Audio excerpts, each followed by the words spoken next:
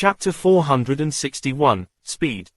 The two generals surrounded the Arctic Emperor Cobra from two opposing sides, doing what they thought would make it difficult for the beast to react.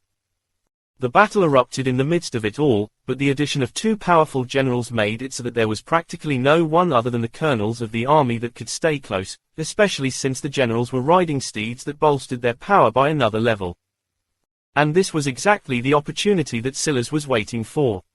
The Arctic Emperor Cobra roared, its hood flaring as it seemed to try to cast a skill, only to fail. The short hesitation caused the generals to lag behind, resulting in a vicious tail whip. The general and his steed went flying through the air, crashing near the area City Lord Aurelius stood and wiping out another large portion of the army. Then, the Arctic Emperor Cobra actually began to turn and run. City Lord Aurelius frowned. This beast has some intelligence. Chase. He made a few hand signals and several more generals moved. But under Silas' control, the retreat of the Arctic Emperor Cobra, though seemingly imperfect, was steady. The wounds began to accumulate more and more, but the Arctic Emperor Cobra continued to close in the distance on the portal. City Lord Aurelius's frown deepened. At this rate, it was going to manage to escape. The worst part was that the generals were only adding to the casualties of the city. Silas was very careful not to kill anyone, but the generals weren't the same. The best part was that these kills didn't count toward Roland's total at all because they were under his own faction. Only when they killed the stray beast would it count for something. Suddenly, Roland sprung into action. Silas stood to his feet at the same instant. He didn't expect that Roland would be so decisive, but that only proved he was more of an impatient man than he thought. In that case, that would only benefit him. He shot onto the battlefield, weaving through practically undetected in the chaos. He was an earl, no one with status too low would dare to tell him to do much of anything. The Arctic Emperor Cobra was about to be stalled. The power of City Lord Aurelius was too great, especially within the city. Scales sprouted across Silas' skin and his speed skyrocketed. He dodged out of the way of a beast's claws, sweeping it off its feet as he slid down between its legs. He hopped back to his feet with an almost exaggerated smoothness that made it feel like he had never been on the ground at all. Not a single time did his speed drop below his max. In fact, he was still accelerating. On the other side of the battlefield, the Arctic Emperor Cobra blocked a palm from the City Lord and was sent a bit away from the portal. Clearly, the City Lord was trying to knock it away, moving it further from its goal. Not yet. Silas had the Arctic Emperor Cobra fail to cast another skill as he closed in. He wasn't a far distance away to begin with. He could only control the Arctic Emperor Cobra so perfectly when within the 50-meter range of his visualization. The only reason he hadn't closed in the distance already was because weaving through a battlefield and running a straight distance obviously required different levels of strain. However, now, the City Lord descended with another attack. This time he had pulled out a sword, one that looked not too dissimilar from the one Azrael had wielded. It was a black straight sword that seemed to vanish into the shadows when it was swung. And right at that moment, the Arctic Emperor Cobra activated less than Arctic Howl greater than. The skill rebuffed the City Lord's strike, catching him off guard for a moment. This was the first time the Arctic Emperor Cobra had actually succeeded in casting a skill. But the City Lord was prepared for a follow-up, reacting quickly, only to find himself frozen in place. Silas had manipulated the runes in the air, forcefully changing the effect of less than Arctic Howl to less than Arctic Howl mutant greater than.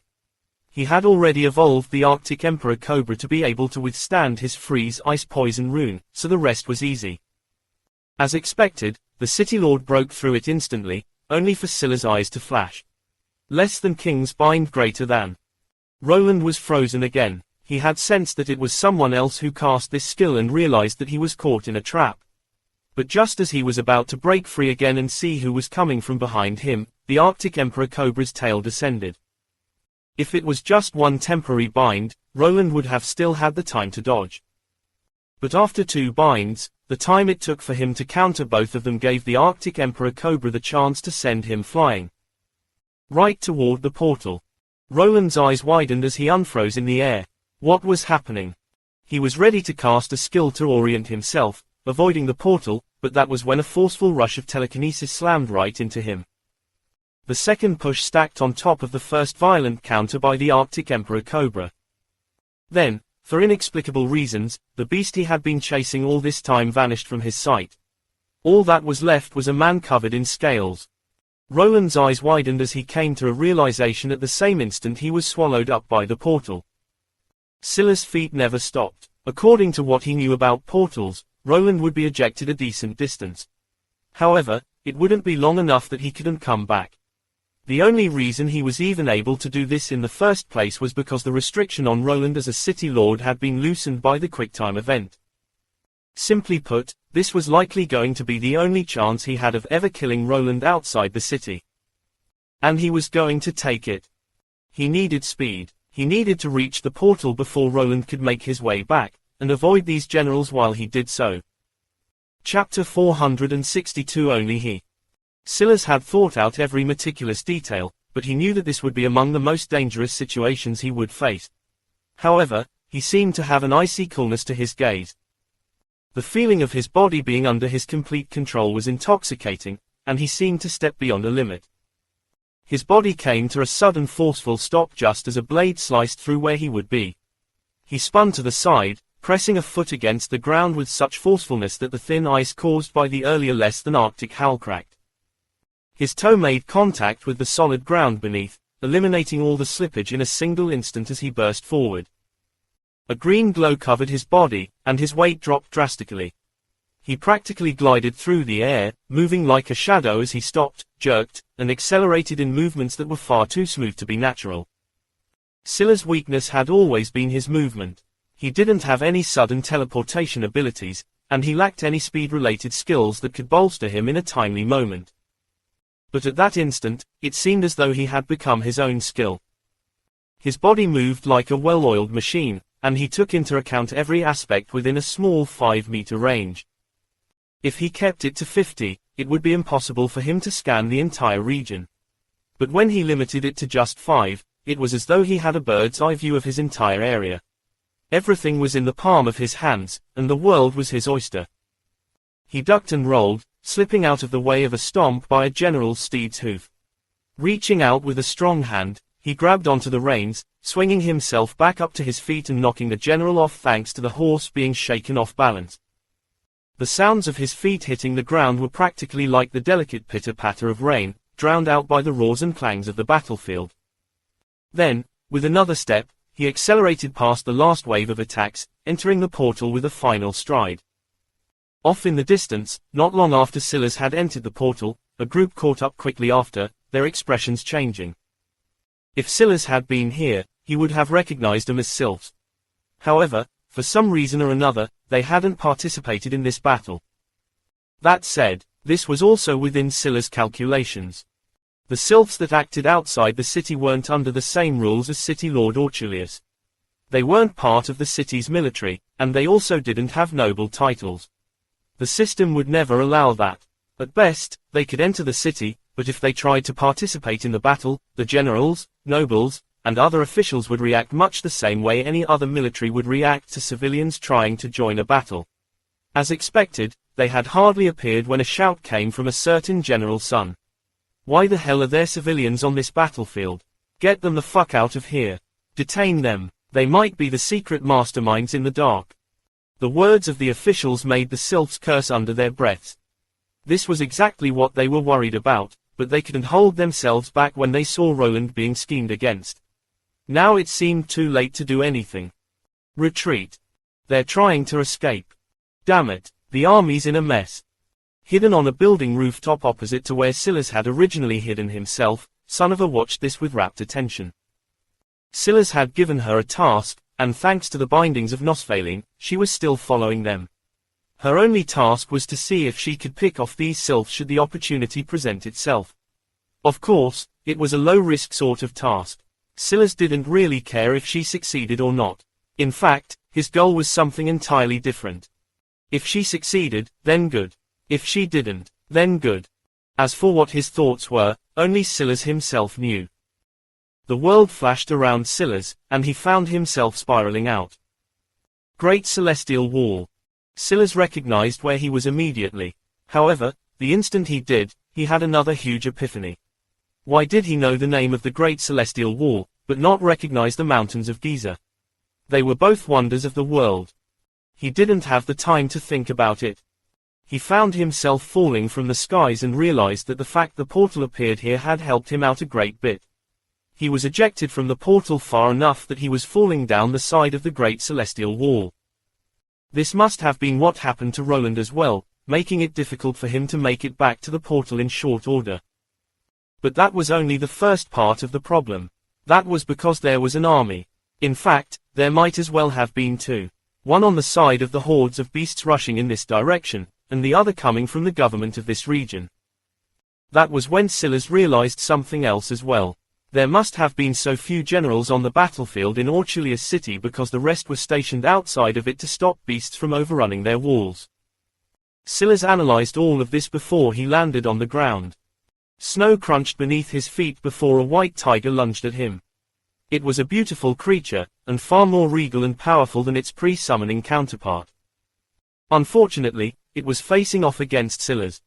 Silas leapt backward, his body still enveloped in a green hue as his telekinesis made him lighter. He pushed off with both feet, then landed past the tiger's claws and onto its head. Bang! The tiger's head was driven into the ground as Silas leapt up and back to the wall, grabbing onto a crack and pulling himself up the rest of the way. He landed on the wall just in time to see both the Chaos and City Lord Orchulius about to make it to the portal once more. Chapter 463 Week. Roland Orchulius FFF+. Level, 38. Physical, 1201. Greater than, Strength, 783. Greater than, Constitution, 615. Greater than, Dexterity, 1789.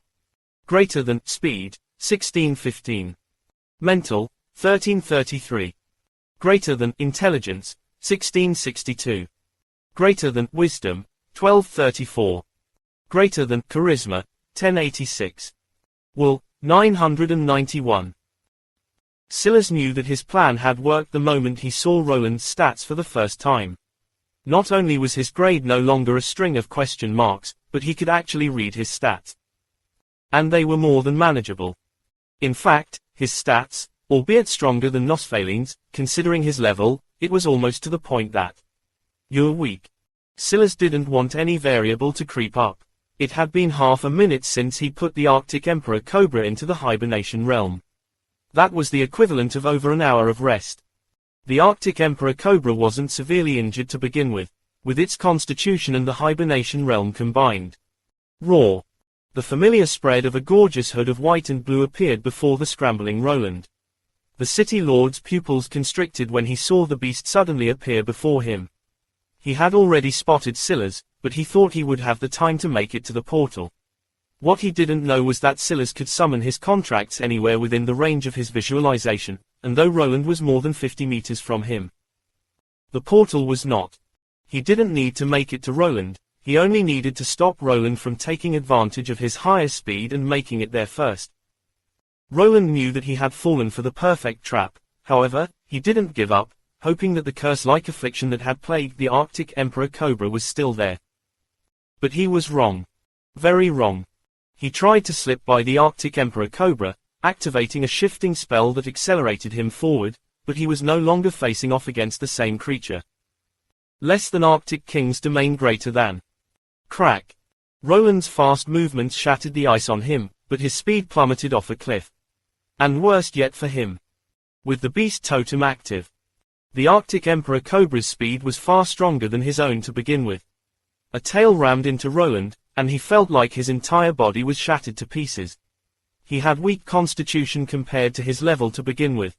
Facing off against a creature with almost 2,800 strength with such poor constitution was a recipe for death. Especially when the speed he was so proud of was so worthless. Unfortunately, even the City Lord's armor was worthless in front of such a disparity. Maybe only a treasure on the level of the basilisk skin armor could make up such a difference. By this point, Silas had already landed on the wall. The City Lord was soaring right toward him.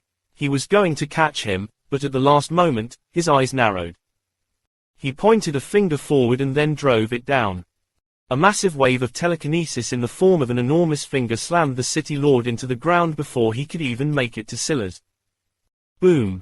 Silas crossed his arms over his chest, activating less than Arctic Halmatantan the same instant. Smoke billowed into the skies, and Silas was almost sent flying off the side of the Great Wall again. Beasts that had been converging onto the battlefield found themselves being sent sprawling away, and visibility was rock bottom. A sacrificial treasure. The split-second pause of less than Arctic Halmatantan allowed Silas to retreat, but the moment the shockwave started back up again, he could no longer stop himself from being blown away. His luck had sensed that something was wrong with Roland immediately, but he didn't expect such a thing. He had calculated every factor, but in the end, there was something still outside of his grasp. He didn't like it one bit. Luck, maybe that's why they call it that. He twisted in the air, realizing that he was falling toward a wave of beasts and armored men. The soldiers were grizzled veterans and each one was approaching level 20 at the worst. The best of them were definitely over that threshold.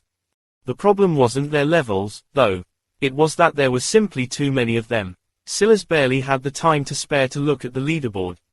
He didn't even know just yet if the Arctic Emperor Cobra was alright. He shelved using their connection to see because he felt it was more important to know whether Roland was alive or not. The good news. Roland was definitely dead, his points shot up, and the merit of killing a leader was applied to him. The bad news. Greater than the culprit hidden in the dark has revealed himself. Kill him and secure victory. There was yet another new clear requirement added with a nice, bold, OR, next to it. Silas looked above his head and would have chuckled bitterly if he cared to. It seemed that now the beacon had been transferred to him. Still, this was all within his expectations and a worthy trade-off in Silas' eye. In exchange for the death of one leader, he had exposed him. Now, it seemed that he only had to kill one more. Falling through the air, he locked eyes with a stoic man of short stature with a beacon above his head. The task was simple: kill him, and all would be well. Well, not exactly, because even if he did, he would likely still be stuck in an army of soldiers that hated his guts. Now, his contract was too far from him, the timer on his fusion with the Basilisk King had already been ticking for a small while now, and... Bang! Silas landed, smashing a beast beneath him to minced meat with a punch. He took a breath, and his gaze sharpened. At this point, the beasts were his friends. Unfortunately, there were no serpentists here to take advantage of. Serpentists that were fans of the cold were already a rarity. They certainly wouldn't take up shop here, so he was surrounded by furry monstrosities. However, just as he was going to make a decision, his gaze flickered as he noticed something. Chapter 464 Morgan. Silas' mind worked fast. He only seemed to lock onto the region for a short while before he looked away. Morgan. In this sea of people, Silas seemed to be able to scan each one of their faces and react accordingly. He had already taken everything in, but he didn't expect to see an old acquaintance. This was an odd wrinkle. Because judging by the look in Morgan's eyes, he immediately felt that something was wrong. Compared to the others on the battlefield, Morgan was weak by not just one measure. He could be one-shotted by any one of these soldiers, let alone Silas. So he wasn't a threat, but that wasn't the main issue. Why was he here? The Celestial Republic government wouldn't have such a weak member of their army out here. What were the odds that Morgan would be the one weakling amongst this sea of warriors? Then there was the fact that there seemed to be a handler with him, someone that was protecting him. All of that went to say that Morgan was here for another purpose entirely. The question was, what was that purpose? It seemed like a useless question to be thinking about, especially when he was being forced to weave in and out of a storm of beasts trying to take his head off, and the fact that General Song was most definitely in the process of planning a tactical mission to take him out as well. But Silas always trusted his mind. Odd things didn't just occur for no reason. And this detail that someone else might miss might be precisely what saves his life. Silas bought time, trying to lengthen the distance between him and the oncoming army, the opposite of what he had wanted to do in the past. The difficulty was proving exactly why he hadn't wanted to take such an approach. The way out was just as problematic as the way in, so much so that he might as well have been doing his best to take General Song's head instead. However, he was trying to bide his time to think. He turned back as the smoke was finally clearing to a small extent. The connection with the Arctic Emperor Cobra was still there, but it was, unsurprisingly, greatly injured. If not for Scylla's fast reaction time, let alone injured, he would have ended up dead. It won't be of much use unless I can get close enough to put it back into the hibernation realm. While he could summon his beast to anywhere within 50 meters, he couldn't do the worst. Let alone the fact that he was no longer within 50 meters of the beast to begin with anyway. Realizing the situation, Silas directly ignored the Arctic Emperor Cobra. If it came down to it and it died, so be it. If I could find a chance to bring Nosfaline out. The thoughts rolled and roared, but they were mostly a backdrop. His thoughts were still focused on Morgan, as though his mind was insisting that there was something to take advantage of here even though he couldn't find it. That was when something clicked. He remembered that Morgan had said that he was a professor. In fact, he was a professor at a university that stood on a level playing field with Veridian, King University. After all, at that point, both Lauren and Alex had been found out as traitors. Among those who had joined for the sake of Castlemane's quest, that only left Silas, who was someone Kasari had known her whole life, and Morgan, who was just as much of a stranger as the other two. This was something that Morgan had explained to him during their last conversation, and it was also because of this last conversation that Silas felt that Morgan might even be a key to him winning here. During that last conversation, Morgan had thanked him for being the reason Kasari trusted him. He had said that it was because Silas trusted him that Kasari didn't put him at arm's length like might have been the reaction of any other leader. After all, at that point, both Lauren and Alex had been found out as traitors.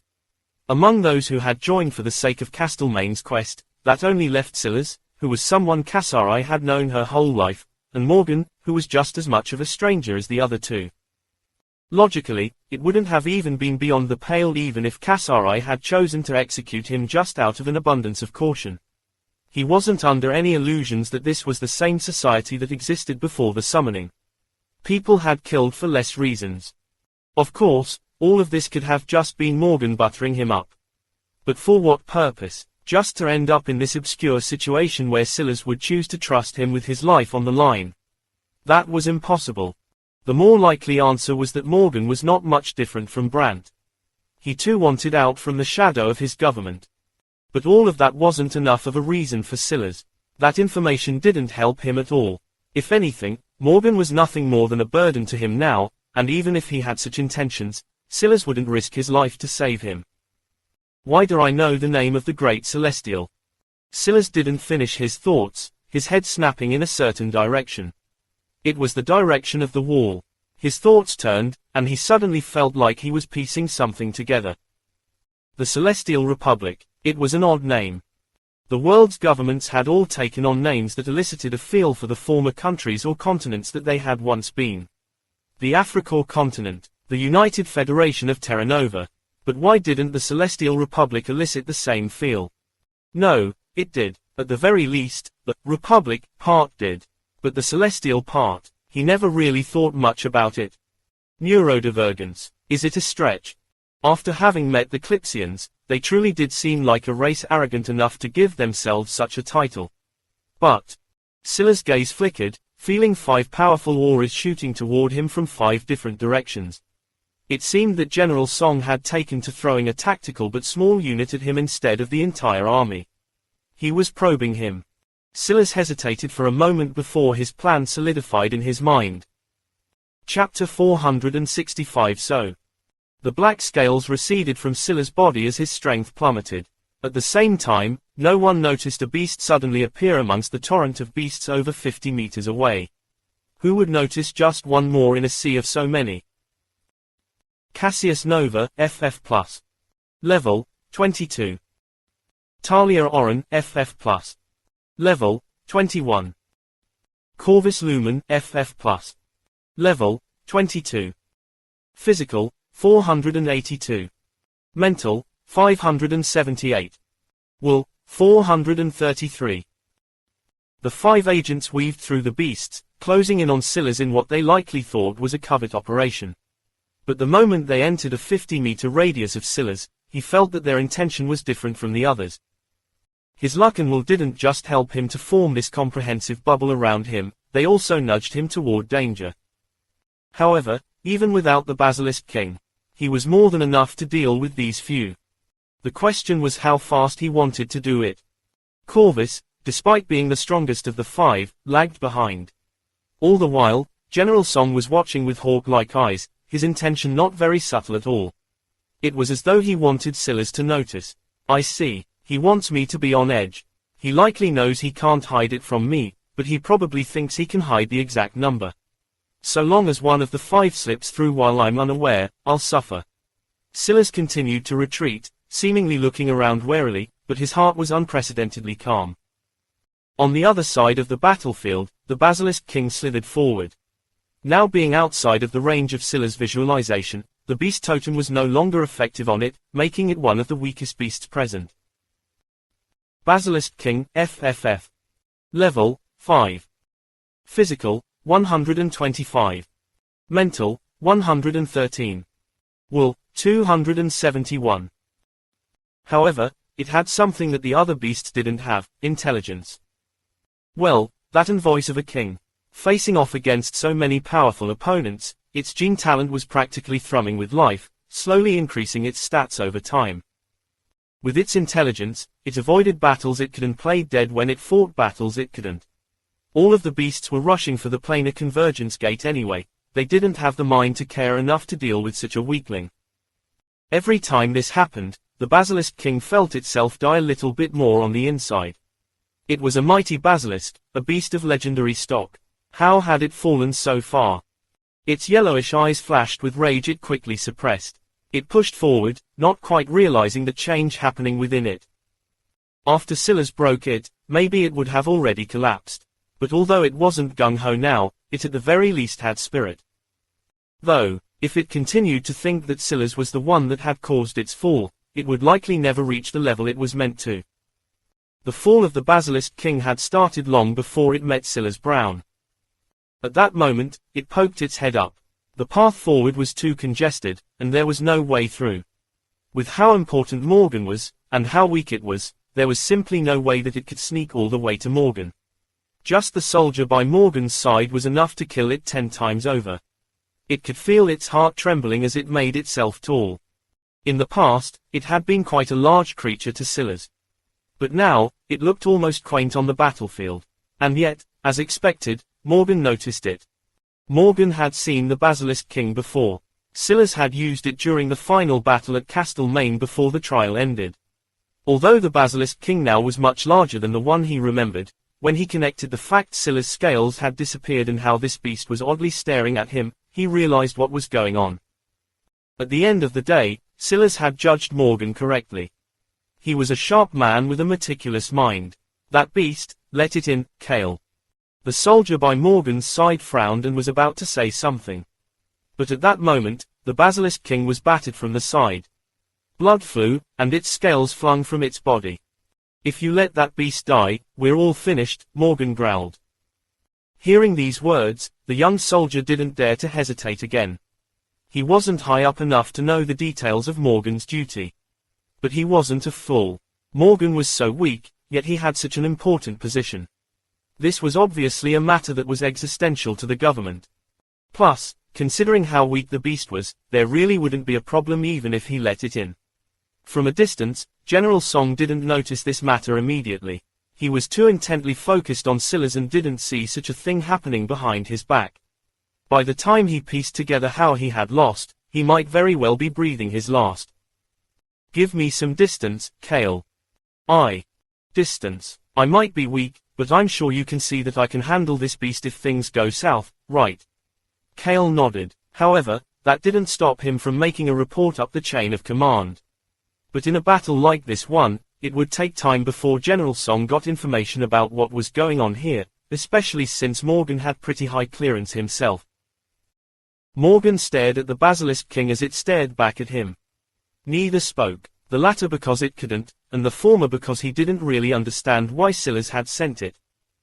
Realizing that the Basilisk King wasn't going to hand him anything or communicate, Morgan frowned. Silas obviously didn't send it for protection, and the beast is too weak to break me out of here. So, Morgan's eyes flashed with understanding. The beast obviously couldn't speak, or else it would have explained why it was here already. And it obviously wasn't strong enough to take him out of here. That only left one thing. Silas wanted it to bring something back. And Morgan had nothing to give other than information. Chapter 466, Linguistics. General Song is. Morgan began to speak, planning on listing out everything he knew about General Song's abilities and skills. However, the Basilisk King quickly shook his head. The professor was taken aback, first because he was surprised that this wasn't the information Silas wanted, and second because this beast had picked up on the fact that it wasn't what its master needed so quickly as well. This was the smartest creature he had ever come across, and for a moment, the scholarly side of Morgan almost geeked out. What he did best was study peculiar minds, and a mind like the Basilisk King had him on edge. However, he quickly realized the situation they were in and that there wasn't much time. If he was correct, Kale would certainly report this, and though it was easy enough to bullshit a rookie without much experience, he knew enough about General Song to know the stoic man didn't have the mind of the meathead one might expect from him. If not that, then. Morgan's pupils sharpened. Could he see through that already? But how could he possibly take advantage of that? Silas was correct, Morgan's role here wasn't simple. The truth was that his role as a studier of neurodivergence in humans was almost a side project, though it would still be inaccurate to describe it as such. He was a psychologist, psychiatrist, and, oddly enough, a linguistics expert. His real specialty was in studying the changes of the human mind over the course of history, with a focus specifically on the extremes of the spectrum. In the infancy of his career, he was focused on things like depression and why there seemed to be an uptick in it despite the fact that by objective metrics, quality of life was increasing. But that led him down an interesting rabbit hole. For his second PhD, he actually posited that the uptick in depression was due to the overall increase in human IQ. The greater the self-awareness and self-introspection, the ironically more susceptible to such things people became. He remembered that he had given it a particularly clickbaity title as well, annoyed by the backlash he had been getting. Humans were better off dumb, he called it. Well, it was safe to say that he wasn't very popular for those ideas, and his studies, though having some foundation, remained quite fringe. However, the idea still stuck with him, and he burrowed further into the rabbit hole until he stumbled onto neurodivergence. What was interesting was that he found that while IQ was increasing overall, so too were cases of neurodivergence, though, to be sure, such cases in the past were hard to document. People were more likely to burn such people at the stake than actually study them. But that was why they were so lucky that the sixth summoning existed, making it much easier to track. The reason this was so fascinating to Morgan was because IQ could be changed and even gamed in a way. You could quite easily train someone to boost their IQ score a few percentage points. Though you couldn't put them in an entirely new bracket, it was easy enough to say that the general increase in IQ was due to better education around the world overall. In fact, you could even track better IQ back to better living conditions and nutrition. This was an important distinction. Because while training, nutrition, and living conditions could tick your IQ up a few points, it didn't make any sense for it to create more neurodivergent people. Logically speaking, neurodivergent existences, absolute geniuses who broke molds others couldn't fathom, the Isaac Newtons and Nikola Teslas of the world couldn't be created just because of better living conditions. Either you were such an existence, or you weren't. Interested in this phenomenon, Morgan began to tie it back to the homogeneous mixing of Earth's genes. Maybe there were more absolute geniuses now because the human race had pulled together all of their best traits. In fact, one of the reasons he became a linguistics expert to begin with was because he wanted to see if it was because everyone spoke the same language now as opposed to in the past where there were hundreds of them, that knowledge was simply passed from country to country more smoothly and thus allowed for more geniuses to emerge. It could be said that he was absolutely obsessed with this study. So much so that he seemed to neglect the fact that he could only take it so far because he was one of the neurodivergents he claimed to only study. This was all to say that when the Celestial Republic ran into a group of aliens that seemed to have set up shop near one of their world wonders, the top of the list to study this matter was Morgan. Not only was he a linguistics expert and could decipher their writings and language, but he was also the best suited to comprehending their culture, their thought processes, and how those two things would inform the decisions. The reason he was called to the battlefield today, then, was obvious. General Song thought that there might be a chance that this planar convergence gate situation was related to these aliens that they had detected the existence of. If it came down to it, Morgan being here might be the difference between them being wiped out or not. But that was precisely why it was hard to fathom how knowing this would help Silas. Even Morgan and the others hadn't quite figured everything out yet, and they had yet to make contact with these aliens. It was just that a member of the Celestial Republic, even higher up than Morgan and General Song, had already confirmed that they must exist. Even with his intelligence, Morgan really couldn't figure out how any of this would be of help to Silas. However, that only made his eyes light up with more fervor. He really wanted to see what kind of brain Silas had. Chapter 467, Decision. Silas blocked a blow with his forearm, the clash causing his skin to deform and his bones to nearly crack. However, it was all under his control. His skin almost rippled. With a step back, he dispersed much of the damage and sidestepped, unleashing a fist into the side of one of his sneak attackers. He found himself having to hold back as the control he had over his body was quickly reaching frightening levels.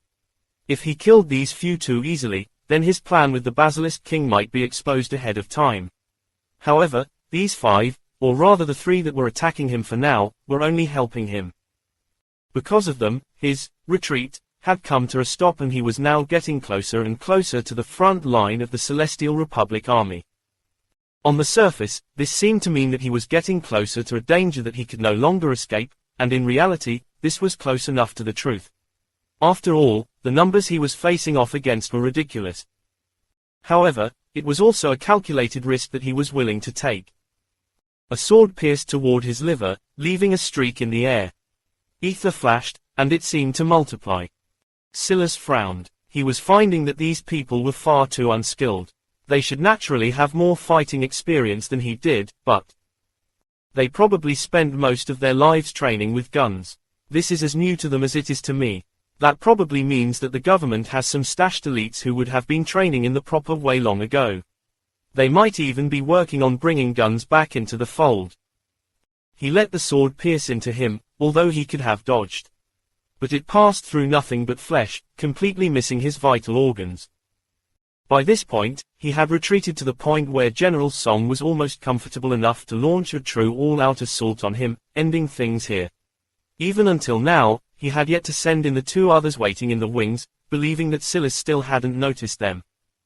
However, it was also at this point that Silas' connection with the Basilisk King was re-established, and a large amount of information flooded into his mind. Memories of the Basilisk King's communication with Morgan pulled and solidified. And soon, Silas knew everything he needed to know. His first instinct was to frown because, as Morgan had thought, this information wasn't nearly as useful to him as he thought it would be. Had he done all of this just to figure out that they hadn't made much progress either? No, I'm missing something. Silas clasped a hand on the sword that had pierced through him. Despite the strength he used, the sword was completely unable to rip through the scorned wraps. Suddenly, he pulled. Bang! The head of the soldier shattered. In the same instant the soldier died, the sword was torn to ashes.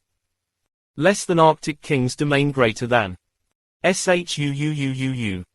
Silas' aura completely changed. A frosty energy spiraled around him with wild abandon as he pulled on Winter's edge with his intention. The region around him was instantly filled with a large pulse of ice poison and spiraling sharp blades of snow. In that moment, the gentle and easily ignored snowfall above became the most lethal of weapons. Winter's Edge, his rune soul, and less than Arctic King's domain synergized with spine-tingling effectiveness. Now, it wasn't just blades cutting into skin, but poison leaving its mark behind as well, accelerating their race toward death. However, he hardly spared it all a glance. The moment the enemies around him retreated to protect themselves, he had already pulled Nosfaline out of the hibernation realm, pressing a palm against her chest and activating Extricate. This time, he was even faster than before. However, the moment he started, he realized that he would still need at least a minute. Although that was more than 1000% faster than the first time he had pulled the cancerous gene out of her, in a battlefield situation like this one, it was far too long. Still, he had his own contingencies. Roar! A heavily injured Arctic Emperor Cobra used its body as a battering ram through the battlefield. Everything was set and working perfectly. With this current pace, the Arctic Emperor Cobra would make it to him before they figured out a way to deal with his domain, and then it wouldn't be more than a few seconds before Nosfaline was up and going. What Silas didn't expect was that his plan would accelerate out of his control. The moment Nosfaline appeared, there was a mere breath of pause before the great celestial wall trembled. Several hidden etchings and wounds shook, and a feeling of danger swelled up in Silas' heart.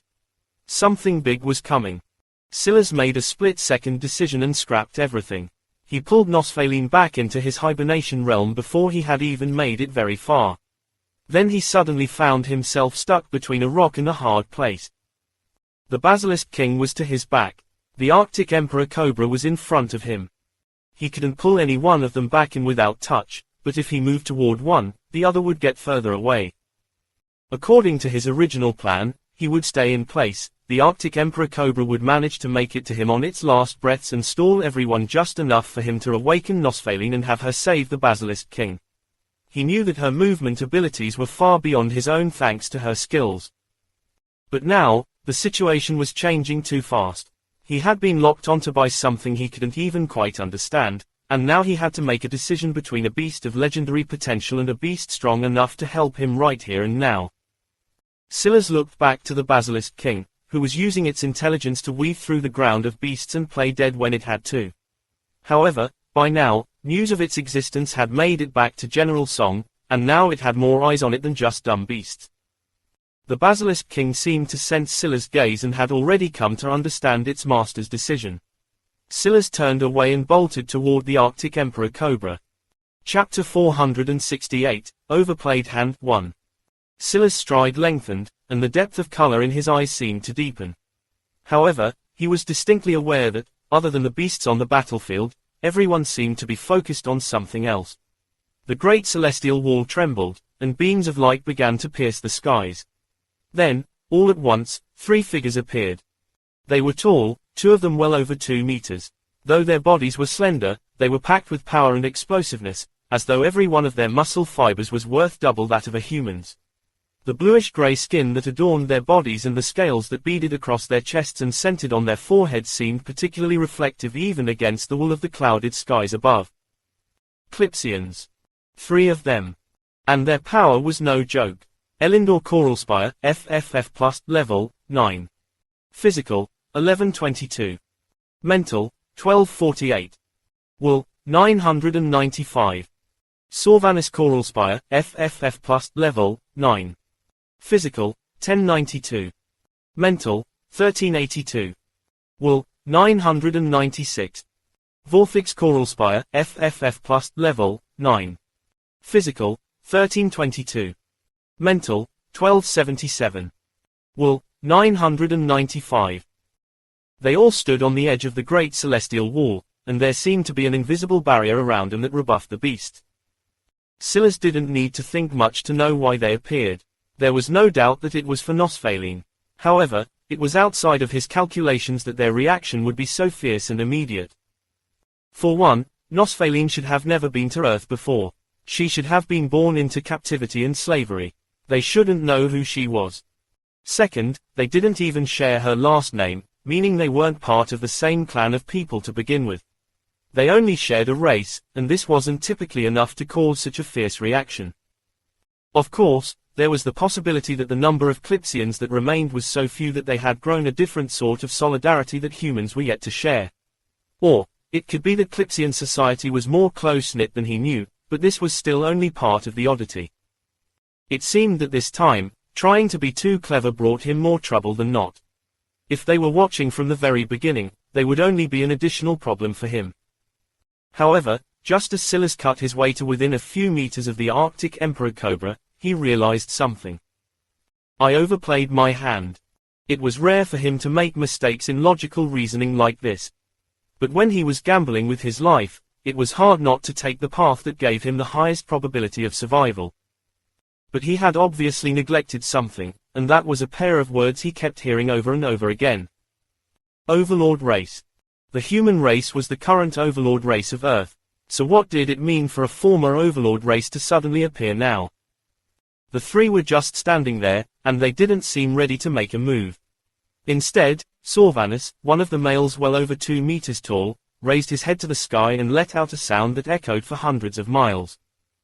It was a resonant, continuous clicking, one that immediately triggered a memory in Scylla's head. It was said that the clicking of a sperm whale was loud and powerful enough at its apex to vibrate a human body to death. He had once seen a video that echoed this very same sound. All of a sudden, the surge of beasts changed. They became as arranged as a marching army. It was still a great mess now, but Scylla could see the movement of the tide and its trends through his visualization.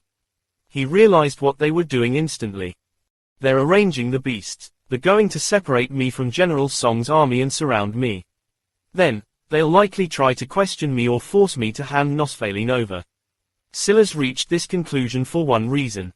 He realized that the Clipsians were likely limited in what they could do. He could see the flow of runes around them, and they were subtly surrounding the invisible force field as though waiting for it to wane or collapse. He could also see that the force field originated from the only woman among them, Elindor. His mind practically stratified itself between all its different deductions, its thoughts a muddy mess as he came to understand several things. If they allow the system to detect them, something they don't want to happen will occur. Which means, they likely can't interfere with all of this directly. Scylla's eyes glowed as the beasts continued to arrange themselves. In as little as another half-minute, this matter would be sealed and finished. There would be little he could do to change the fact his life would be in the hands of another. However, this was precisely the opportunity that he was waiting for. Now, Scylla's beast totem suddenly flared. Sorvanus's eyes widened, but it was too late. He foolishly tried to control the Arctic Emperor Cobra, only to bump up against Scylla's Vipermancy. No matter how powerful the Clipsians were, the odds that they had someone with even one legendary path profession was next to 0, let alone 3 like Scylla's.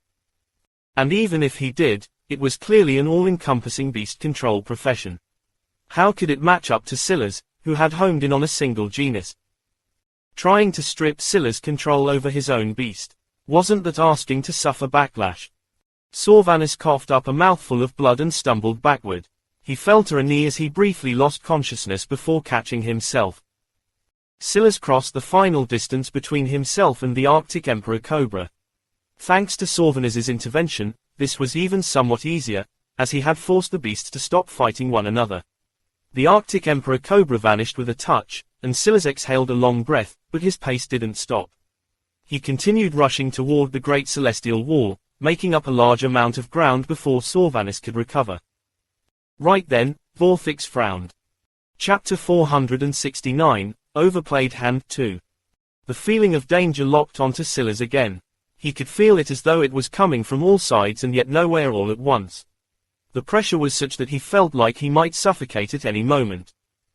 His gaze flashed, a deep green light flying out from the depths almost like beams. The pressure was pierced through, and a cold sweat matted his back. He realized at that moment that the danger he was feeling was a psychological tactic, but it felt so real that he couldn't break free of it easily. This Vorthix is on the same talent level as Nosfaline. The difference being that he's level 9 while Nosfaline is only level 5, and the gap shows.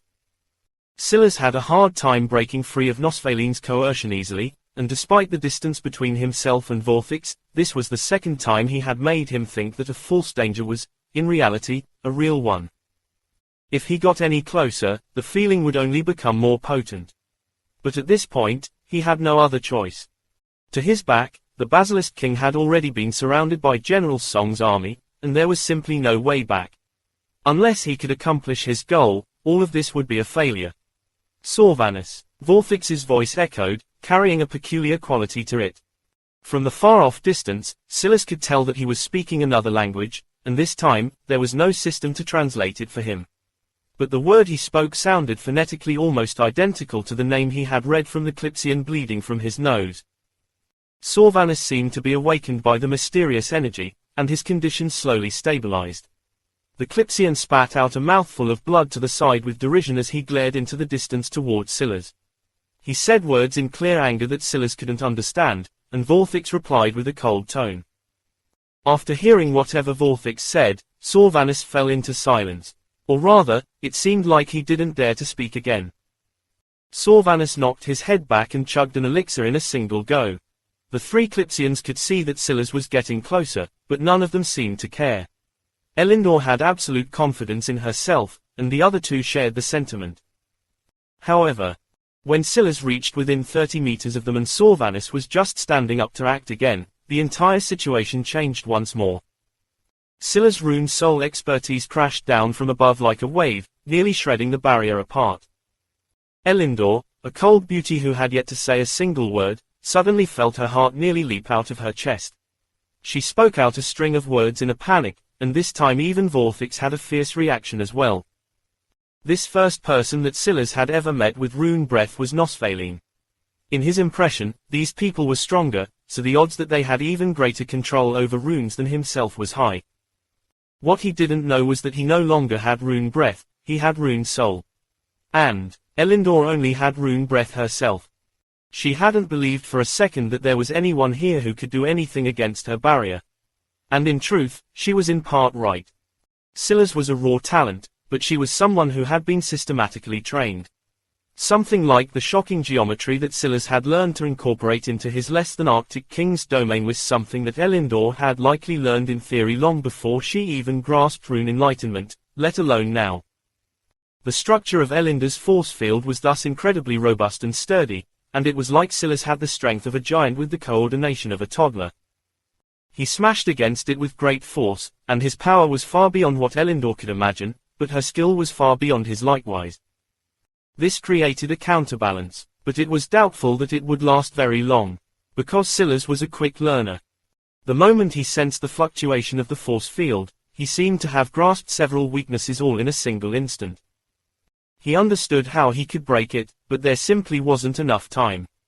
If he had a foundation of theory, it would take him a split second. But if he wanted to shatter this barrier without force, he would need to build the key to do so from the ground up. That would take him at least 2 minutes by his estimation. Silas realized all of this the moment his will collided with the barrier. He just might be too late to do anything. But as was the pattern today, he pivoted again, changing his plans when he saw the panic on the faces of the Clipsians. He came to a stop, his frosty less-than-Arctic king's domain suppressing the region around him. His will surrounded the force field and gently pressed down. He raised a hand as though he was about to strike down before he paused. "Which of you can translate?" he asked coldly. Silas' gaze flickered. He had never been more surprised in a single day than he was today. In fact, that included the day the summoning descended. It felt like too much was out of his control. The moment his words descended, Vorthix waved a hand, and the three of them were enveloped in rays of light once again. The great celestial wall lit up before vanishing. Silas stood in silence, huffing for breath as he slowly lowered his hand. Still not strong enough. He looked up into the skies. He was neither strong enough nor knowledgeable enough. To his back, the Basilisk King had already been caught in a net, its head forced to the ground. Its yellow eyes flickered with unwillingness and anger, but for some reason, seeing Silas back from such a far-off distance away, it had a feeling that Silas was experiencing the same thing. Chapter 470, Overplayed Hand 2. The feeling of danger locked onto Silas again. He could feel it as though it was coming from all sides and yet nowhere all at once. The pressure was such that he felt like he might suffocate at any moment. His gaze flashed, a deep green light flying out from the depths almost like beams. The pressure was pierced through, and a cold sweat matted his back. He realized at that moment that the danger he was feeling was a psychological tactic, but it felt so real that he couldn't break free of it easily. This Vorthix is on the same talent level as Nosfaline. The difference being that he's level 9 while Nosfaline is only level 5, and the gap shows. Silas had a hard time breaking free of Nosfaline's coercion easily, and despite the distance between himself and Vorthix, this was the second time he had made him think that a false danger was, in reality, a real one. If he got any closer, the feeling would only become more potent. But at this point, he had no other choice. To his back, the Basilisk King had already been surrounded by General Song's army, and there was simply no way back. Unless he could accomplish his goal, all of this would be a failure. Sorvanus. Vorthix's voice echoed, carrying a peculiar quality to it. From the far-off distance, Silas could tell that he was speaking another language, and this time, there was no system to translate it for him. but the word he spoke sounded phonetically almost identical to the name he had read from the Clipsian bleeding from his nose. Sorvanus seemed to be awakened by the mysterious energy, and his condition slowly stabilized. The Clipsian spat out a mouthful of blood to the side with derision as he glared into the distance towards Silas. He said words in clear anger that Silas couldn't understand, and Vorthix replied with a cold tone.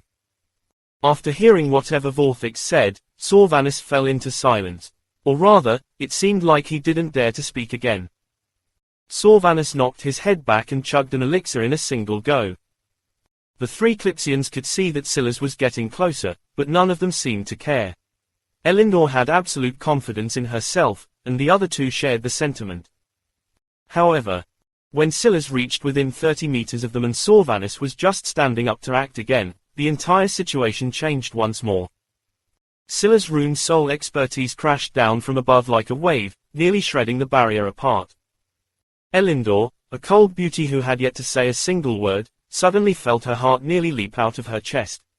She spoke out a string of words in a panic, and this time even Vorthix had a fierce reaction as well. This first person that Silas had ever met with rune breath was Nosvaline. In his impression, these people were stronger, so the odds that they had even greater control over runes than himself was high. What he didn't know was that he no longer had rune breath, he had rune soul. And Elindor only had rune breath herself. She hadn't believed for a second that there was anyone here who could do anything against her barrier. And in truth, she was in part right. Silas was a raw talent, but she was someone who had been systematically trained.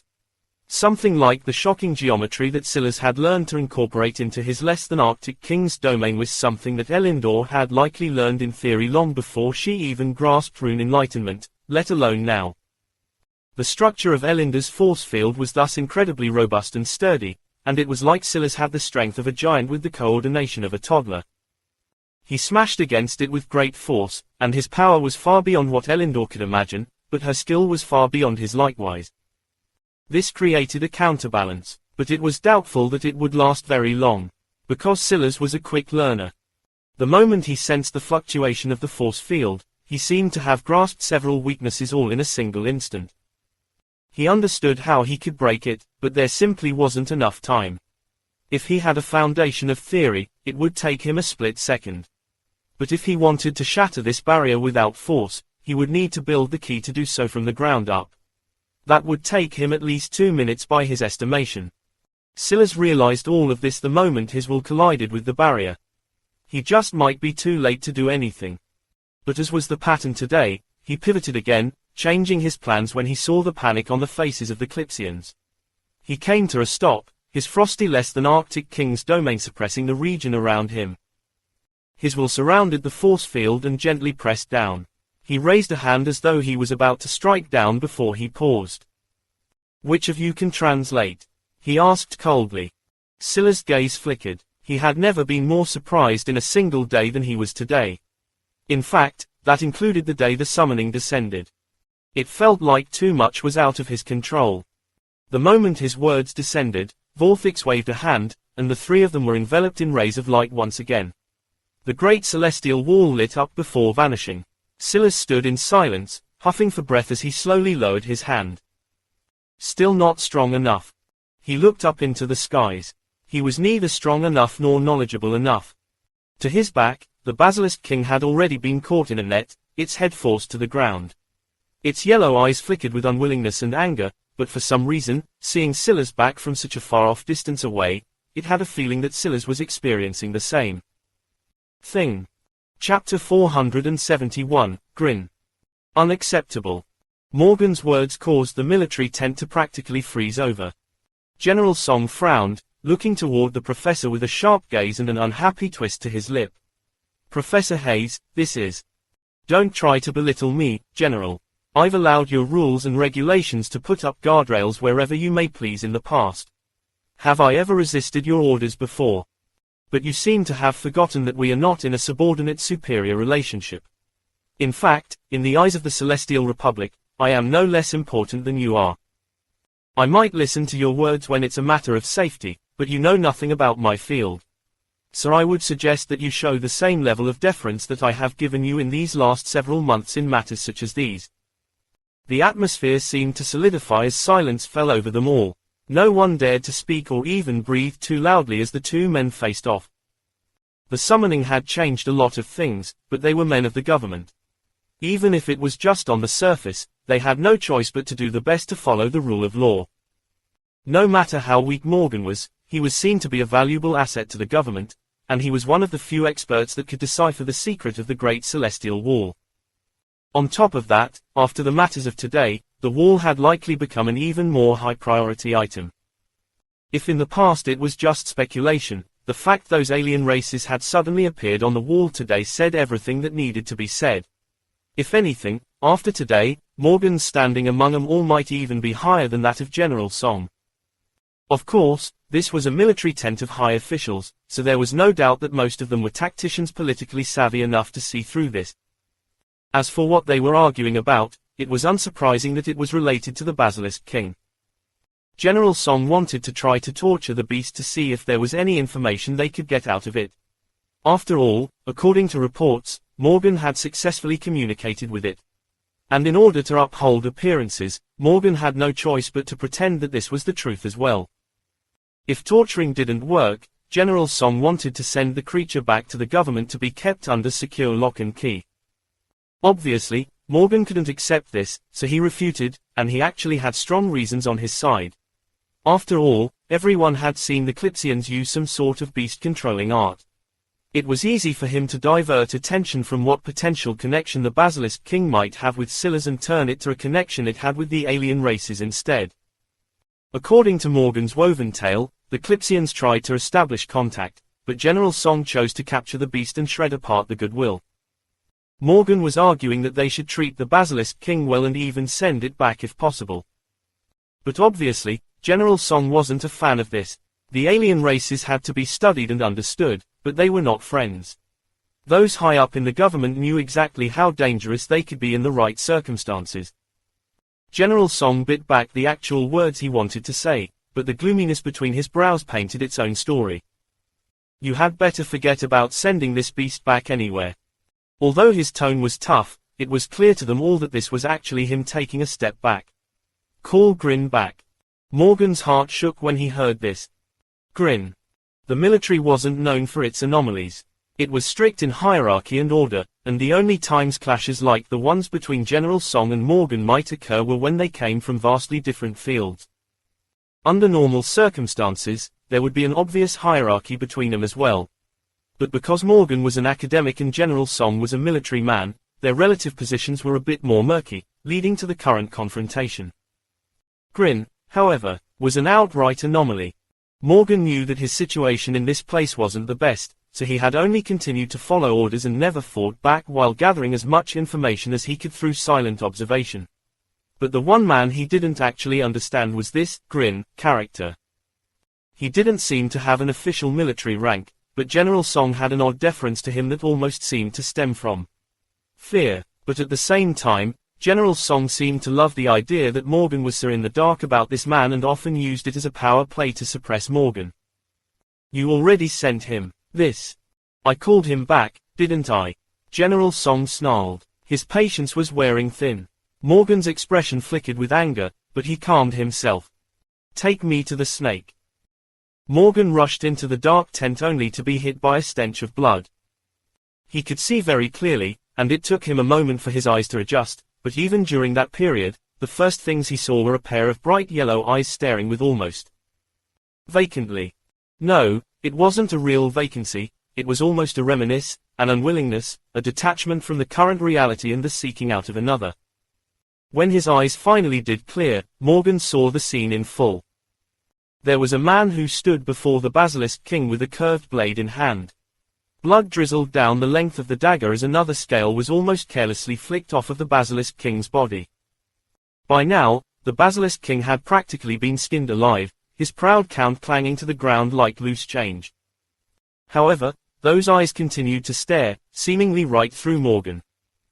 Chapter 472, Too Early. There was something particularly eerie about Grin's gaze.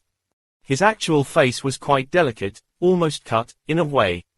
It was hard to tell if he was a grown man or a 14-year-old youth, but he had a liveliness to him that couldn't be denied. Large hazel eyes, an almost innocent schoolboy cut for his brown hair, and a peculiar sort of curiosity for everything he looked at. However, no matter how disarming his appearance, it couldn't be denied that he was still holding a bloody knife in his hand. "You are." Grin broke the silence. Morgan took a breath and steadied himself. "The snake will be under my protection from now on." He spoke strongly and assertively. Something about Grin made him feel as though he was having a staring contest with a wild beast. In such a situation, didn't they always say to make yourself look big? Grin blinked and looked back at the Basilisk King as though he was feeling sad about something. Then, he simply slipped away without a single word. However, it was precisely because he didn't say anything that Morgan felt an eerie chill creep up his spine. This person was far too unpredictable.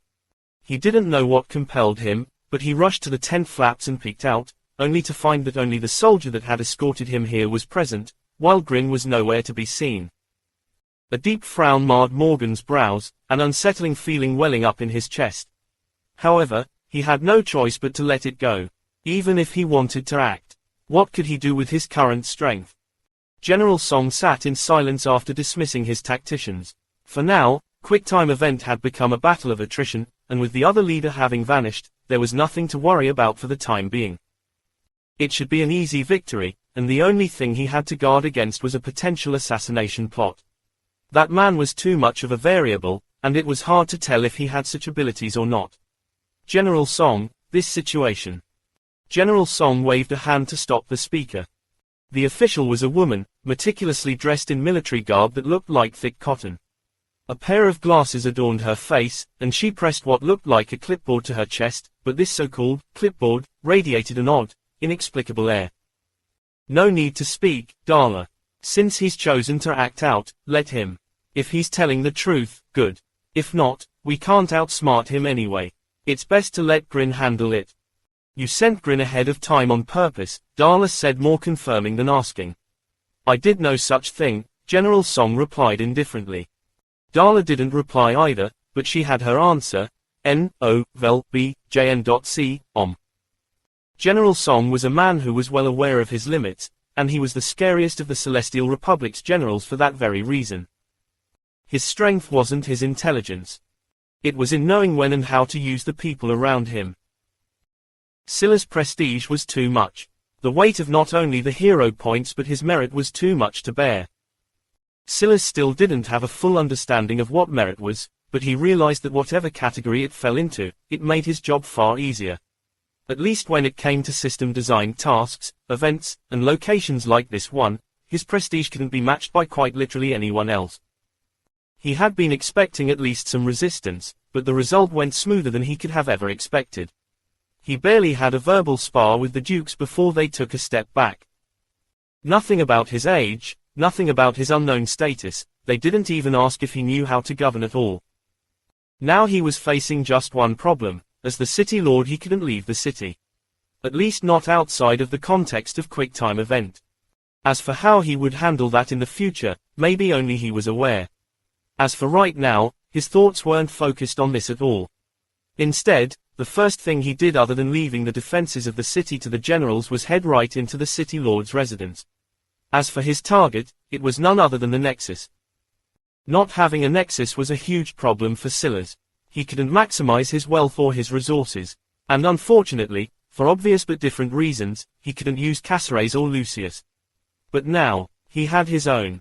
Any sylphs had long since vanished, not being stupid enough to remain.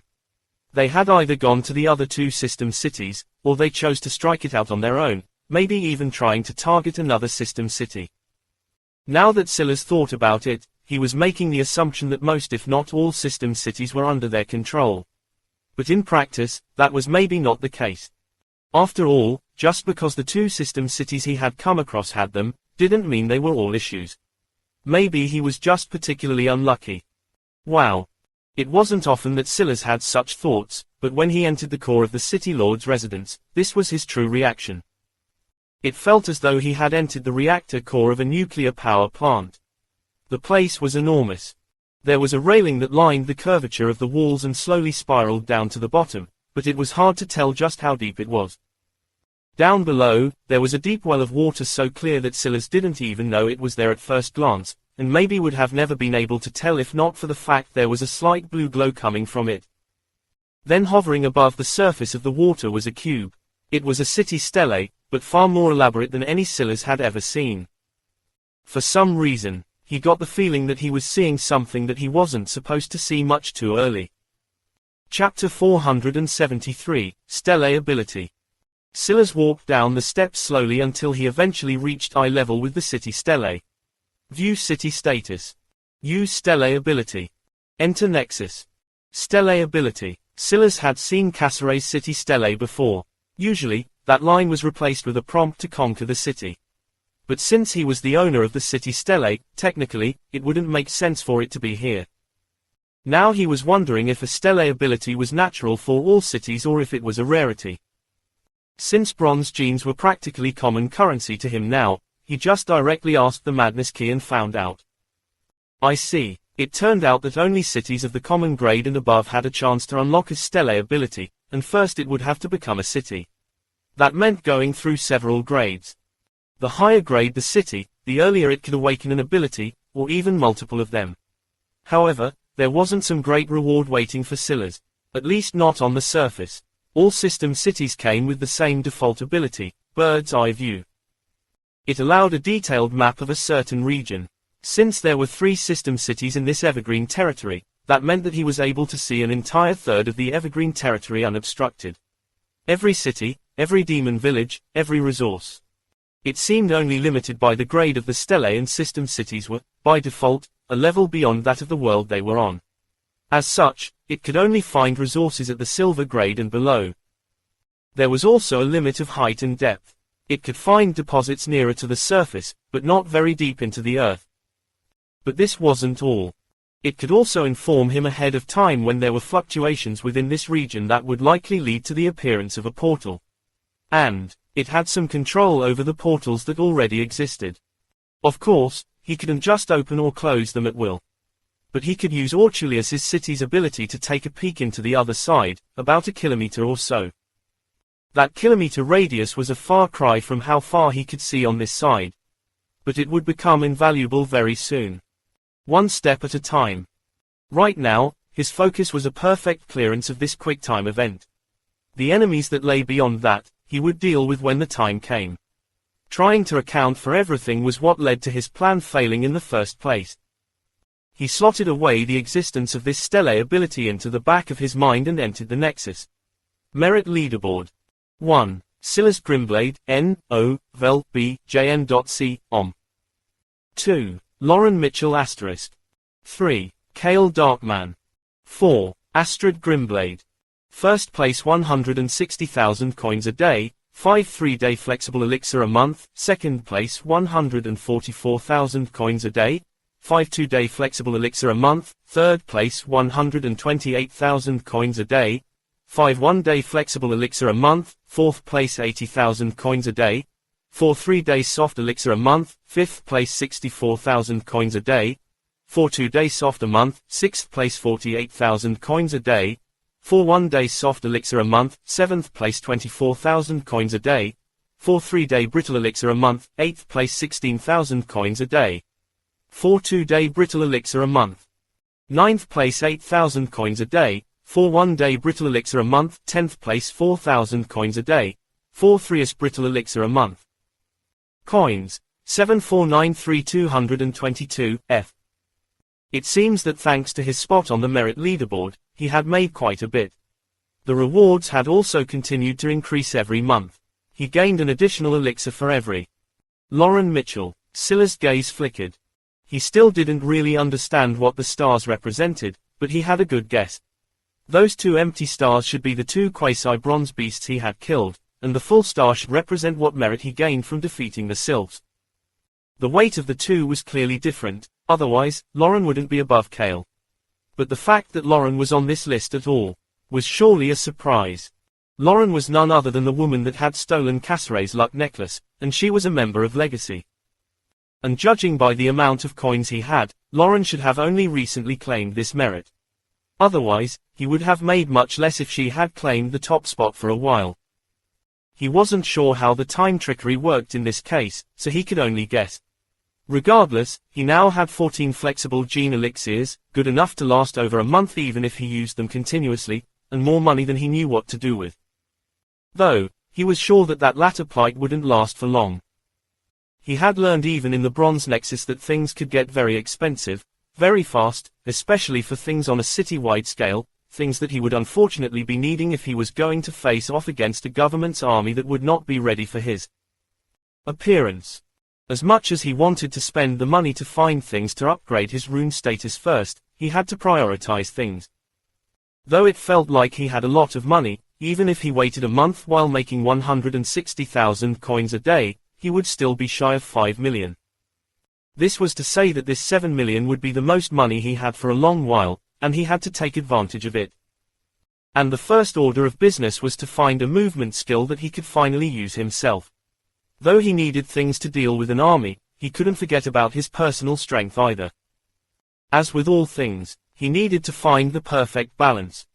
He went into the shop with a focused mind and began to scan through all the items before he found 3 movement skills that caught his attention.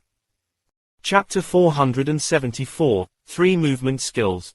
Less than chilled rise greater than, less than surfing frost greater than, less than cryobane elevation greater than. These 3 movement methods were all extremely expensive FFF plus skills, except for one, and the learning curve was undoubtedly steep. However, they all caught his attention for various reasons. Less than chilled rise worked by supercharging the air with frosty energy. The purpose was to force the hotter air to rise as a result, taking advantage to make his body lighter. As one might expect, though, such a skill was incredibly difficult to control. For one, it was the hot energy that rose, not the frosty energy that was coating your body. That meant one had to take advantage of brief instants of time to piggyback off of the hotter air. Such a thing sounded difficult even while explaining it so simply, but Silas could see to a deeper layer. Not only would this require supreme ether control, it would also necessitate constantly scanning the environment, looking for regions where the skill would be more effective than not. Only by doing this would it be possible to maximize the skill. Of course, Silas also had other ideas as well. He could imagine that at the legendary mastery level, or maybe even before then, it wouldn't be necessary to rely on the environment at all. The technique was designed to take advantage of small changes in temperature to begin with. In pre-summoning life, the rise of hot air and the fall of cold air wasn't nearly exaggerated enough to lift the body of a person. That meant that the sort of buoyancy this technique was taking advantage of was minute. Essentially, it was meant to take advantage of even small degrees of separation. In that case, why not create the gradient himself? He could just make one region around him cold, and another even colder, that way he could create the gradients he needed in real time rather than relying on scanning the environment. A level beyond even that would probably be controlling the shift in energy itself. Cold is just the absence of heat. Technically speaking, when I chill a region, I'm stripping heat from it. With a few tweaks to my slow and freeze ice poison runes, there's nothing that would stop me from controlling this flow of heat. Whether it was ice or fire, Silas believed that both likely took advantage of moving heat and energy. If the science of Earth held up, then there should be no difference at all between the two when it came to controlling the movement of heat. It was all the same. Plus, this skill would allow him to do something that he had wanted to do for a while. Well, something he had wanted to do ever since he saw Nosphaline's less than Gladeskil. If his mastery of this skill reached a high enough level, there probably wouldn't be anything stopping him from gliding through the air for a moment as well. Of course, that was only if he matched it with his telekinesis. As far as he could tell by the description of this technique, it wasn't meant to be used to fly, but more so to lighten the steps of the user, and at the extremes, be used as a sort of a double jump. Less than surfing frost was probably the least technical of the skills. It was as simple as it got. It created platforms, paths, and curving roads of ice for its user to glide on. At this point, it was obvious why it had a name like less than surfing frost greater than. It might be the simplest of them, but it was a skill that truly intrigued Silas. That was because, in his estimation, the sheer amount of ether you would need to use this skill was ridiculous. You had to supercool the air to create ice thick enough to not crack the moment you stepped on it. If you were on flat land, that was fine enough. but this technique described curving through the air and out of the way of attacks. That would mean literally creating roads of ice out of thin air. As one might guess, at lower mastery levels, most would only be able to manage a few thin strips on the ground, or maybe even only directly under their feet. But Silas was thinking about the highest mastery levels, and how could he not? After all, his ice poison now had silver-grade affinity. It would be a shame if he didn't maximize it. These skills would probably progress a lot slower than his madness-related abilities would. But they wouldn't be all that slow either. Finally, there was less than Cryobane elevation greater than. It was the most technical of the three skills and had the potential to be the absolute most complex. It also seemed to work much more like a gene talent than a skill, which was an interesting differentiation. Cryobane elevation, F, gene skill. It was the first of its kind that Silas had ever seen, and it was impossible for him to not be drawn to it. A gene skill. According to the Madness Key, it was a skill that stood above normal skills, but they were likewise even more difficult to use. And it was the only ice poison movement skill in the Nexus, while the others were all pure ice. There were also a few pure poison skills, but he simply wasn't interested in them. They all pretty much did what less than Cryobane elevation did, but to an inferior level. Less than Cryobane elevation did two things. First, it used poison to supercharge the body into an elevated, berserk-like state. Second, it used ice to keep the body chilled beneath the point of overheating and collapse. Of course, this berserk state didn't refer to one's mind. It was instead an attack against one's stat limit. Essentially, for brief instances, Silas could increase his speed and dexterity. Stat limits. This put his body at risk of overheating, but that was where his ice would come into play. The explanation was simple enough, but in practice its intricacies made Silas' eyes shine. Chapter 475, Ridiculous. The three techniques all had their strengths and weaknesses, so much so that it was hard to choose between them. The obvious choice seemed to be the highest rated skill, but there were too many variables in play. On the one hand, thanks to Extricate, Rune Soul, and his dual-class constitution, Silas had more understanding of his body than practically anyone on Earth right now. And he believed that included the Sylphs. This meant that he was uniquely suited to grasping a gene skill in general, let alone a gene skill that was so compatible with him. But, on the other hand, the power of less than Cryobane elevation was not his stat limit which it could elevate but rather his gene limit. He could easily imagine a future where less than Cryobane elevation wanted to improve his stat limit, but couldn't because he either didn't have the genes for it or he had already reached his gene limit. It had to be remembered that classes could increase stat limits, but not gene limits. This meant that if his stat limit overran his gene limits, he would not only lose his state of wealth, but he would also lose the effectiveness of less than Cryobane elevation as well. If he was already at his gene limit, there would be no stat limit to push. Regardless of his advantages, this gene skill would be extremely difficult to make use of. If by the time he finally mastered it to legendary it became useless, well, it would be a great shame. This seemed to be the real reason this was only considered to be an F-gene skill. The problems with less than chilled rise and less than surfing frost were more obvious. The consumption of ether was astronomical for both of them, and if Silas used them how he wanted to, it would become more so. Ironically, despite being the highest level skill of them all, less than Cryobane elevation probably had the lowest ether requirements. And when you got into the details, it became even worse. Surfing Frost, FFF+ skill. The world is your frosted oyster, land, the seas, and even the sky are your board. Glide across them all and grasp the universe in your palms. At the cost of 1 unit of ether per minute, attaching Surfing Frost to your feet to glide across the land. At the cost of less than 5 units of ether per minute, attaching Surfing Frost to your feet to glide across the sea. At the cost of less than 20 units of ether per minute, attaching Surfing Frost to your feet to glide across the skies. Note: pace of Surfing Frost production is limited to average of intelligence and speed. To move faster, more units of ether must be used. Cost: 120,000 F coins. Chilled Rise, FFF+ skill. The air is yours to rise above. Welcome the chilling rise of a true glider. Less than 1 unit of ether per minute to lower body weight. Less than 5 units of ether to increase jump height.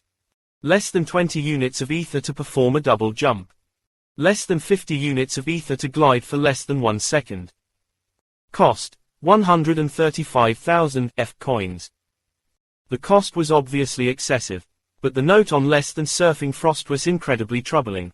He had 520 speed, but only 427 intelligence. That meant that using this skill would actually make him slower. The rate-limiting step of less than surfing frost was obviously the creation of the frost itself, and that took time. If he wasn't creating the roads fast enough, there would be nothing to surf. Cryobane elevation, F, gene skill. Your body is a den of ice and poison, so make use of it. Supercharge your speed and dexterity fibers, and chill them to within maintainable levels. Less than 5 units of ether a minute per use in exchange for a less than 50% increase to speed and dexterity stat limit.